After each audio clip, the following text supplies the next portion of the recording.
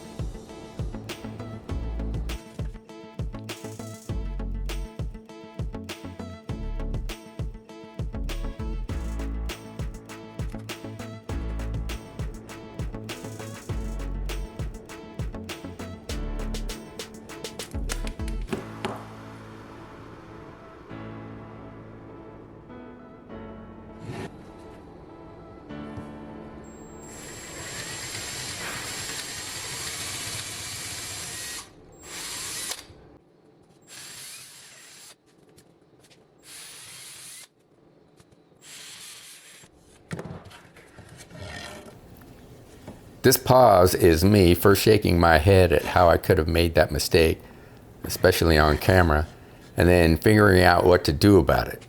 If you didn't catch it, I put the hole too close to the edge. I forgot about taking into account the underside bevel of the live edge. Now, it won't be the last mistake I make, that's for sure. If you want a more detailed video on how I do these trays, check out my small project playlist. It's in there.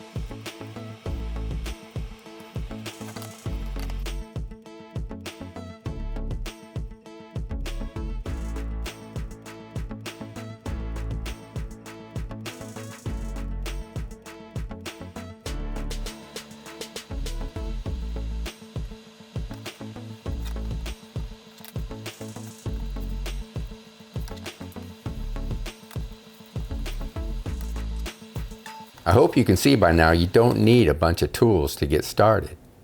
Now go take action, and thank you for watching.